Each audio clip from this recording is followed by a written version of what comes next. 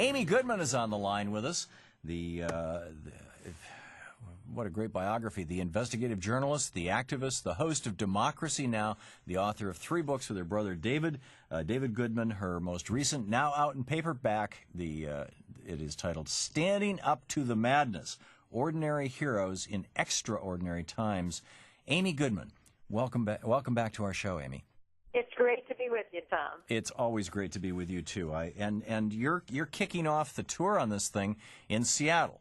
Tell us about that. That's right. Seattle next Sunday will be at the Green Festival, and then we're heading from Washington State to Washington, D.C. on Monday night. We'll be doing a big event with Seymour Hersh, the investigative journalist, then on to Ithaca and Cambridge and New York, and we'll be going all through Montana and all through Florida and Kansas City and all through New Mexico, all through Colorado. It's a big month tour, and we'll be broadcasting on the road. But, you know, it's interesting, Thom, to start in Seattle with the Green Festival, and we'll be bookending it with the Green Festival in Denver and then Chicago, because in Standing Up to the Madness, we talk about the scientists who stood up to the madness. I mean, we are dealing with epic issues, the global issues of our time, global warming, health care, how we deal with this, the global economic meltdown. But you have these scientists who all through these years were watching the government vacuum the words global warming off of government websites. I mean, the leading climatologist in the world, James Hansen, we write about him in our chapter, Some Don't Like It Hot, who in 2005 says this is the hottest year that we have had in a century. And James Hansen becomes the problem for the Bush administration, not global warming. And they crack down, they try to muzzle him. He speaks out in Congress as other scientists do. But, you know, interestingly, and this is the question as we bridge from Bush to Obama, where was he just a few weeks ago standing outside a coal-fired plant, the coal plant that fires up the Capitol, interestingly enough, in Washington, D.C., willing to be arrested with thousands of other people saying coal is not the answer in a time of global warming. This was James Hansen, yeah.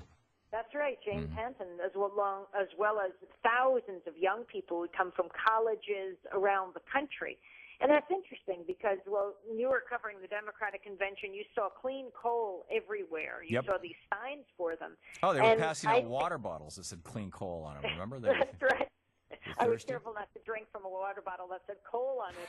But, you know, I mean, this is an issue with the Obama administration, from coal to nuclear power. As we come on this week, in fact, the 29th, March 29th is the 30th anniversary of the 3 Mile Island meltdown. And there hasn't been a nuclear power plant that's been built in, how many years? 30 years. And now there are 2 new ones that are beginning to be built in Georgia. And President Obama is not opposed to nuclear power either. So there are real issues that have to be dealt with under an Obama administration as well. Yeah, you're absolutely right. We're talking with Amy Goodman, democracynow.org, by the way, the website where you can find all this information, kicking off her tour at the Green Fest in Seattle this coming weekend and ending it. I won't be at this one. In fact, you and I spoke back-to-back, I think, a year ago in Seattle at the Green Festival. I'm going to be on a plane to Germany on Wednesday, and so I will be gone for a week. But I will be speaking at the one on May 2nd in Denver, and I guess that's where you're going to wrap up your at the Green Festival in Denver? That's right, and then go on to the one in Chicago, but we'll be in Denver, and before that in Madison, Wisconsin, celebrating the 100th anniversary of the Progressives. And, I mean, really, we're traveling the country, crisscrossing from Tennessee to Montana, from Idaho to California to the Northeast to support community media. You know, I just heard your newscast a few minutes ago. It is incredible what is happening to the media. The Seattle Post-Intelligencer closed. Now it's gone from however many, 160 people to 20 online. Rocky Mountain News closed altogether. They're trying to develop an online Denver Times with a nonprofit model. The Philadelphia papers, the Philadelphia Daily News, the Philadelphia Inquirer in bankruptcy, as is the Minneapolis Star Tribune. The Tucson Citizen closed. And we're seeing this all over the country. who is going to hold the government accountable? Media is essential to the functioning of a democratic society. I agree, and I think many of these closings have nothing to do with the dynamics or economics of the newspaper industry. They have to do with the fact that there were huge leveraged buyouts during the mergers and acquisitions mania of the Reagan era when he stopped enforcing the Sherman Act. And many of these large corporations used all kinds of debt to buy these newspapers, and then they couldn't generate enough profit from them to pay back the debt.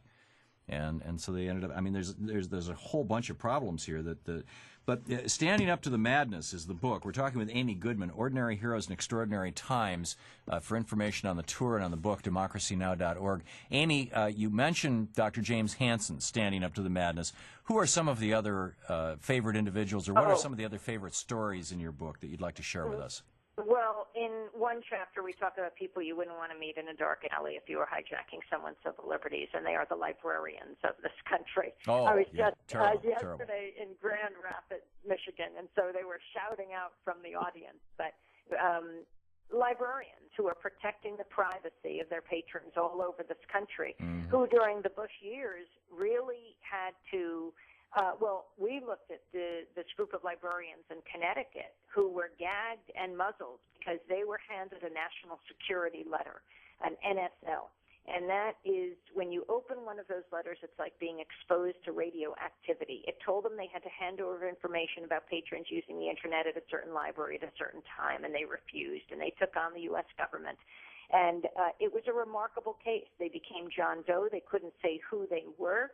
They wanted to take down the USA Patriot Act. The problem was, because they had received this letter, it gags you. And if anyone's listening who's got one of these letters, you know you can't speak to your partner, you can't speak to your boss, you can't speak to a coworker on pain of 5 years in prison. At the time that the Bush administration was saying librarians were not being hit with these, here these librarians were being gagged. They could not speak out about the threats to libraries. They don't want to become the cops of their communities, looking at what people are reading, what books people are taking out.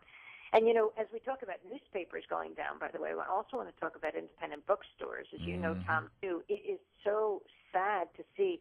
The latest casualty is an institution in Milwaukee called Schwartz Books, and they are going down. In San Francisco, one after another, from Cody's to Clean, Well-Lighted Place.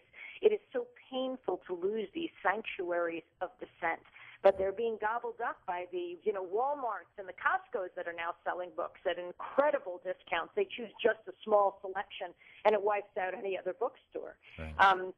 It is so important that we have local community-based business, and I think that even goes to what we're seeing in Wall Street today.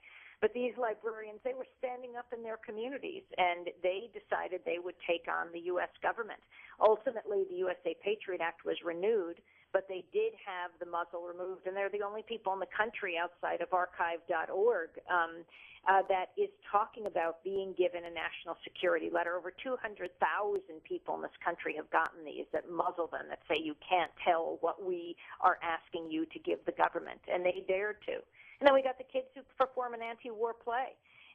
Or I should just say a play about war, quoting soldiers, and their principal said, not on this stage, not on the high school stage of Wilton, Connecticut. So that propelled them onto the New York stage, where actors dream of going all their lives, because big theaters like the Culture Project and the Public Theater heard about the censorship and said, then perform in our theaters. And it was remarkable to see these high school kids performing a play about war.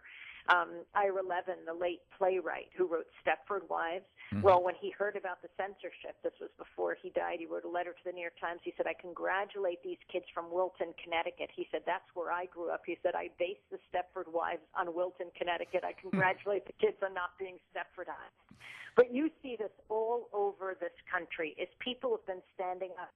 And I think we're seeing it today as well, in all different ways. People in their community fighting for health care, fighting for their community businesses to be able to survive, fighting for the great, you know, sucking sound that Perot talked about. Now it's going right toward where I'm speaking to you from right now, right near Wall Street.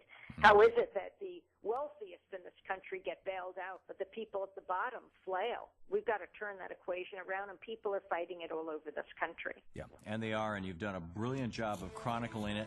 Amy Goodman, New York Times bestselling author, and, of course, host of Democracy Now! democracynow.org, the website, if you want to drop in and visit Amy, get a signed, an autographed copy of the book that she and her brother David wrote, Standing Up to the Madness, Ordinary Heroes in Extraordinary Times. Amy, my friend, great to have you on the show. Thank you so much. Nice to be with you, Thom. Great. Have a good trip to Germany. Thank you. Thank you very much. 16 minutes past the hour.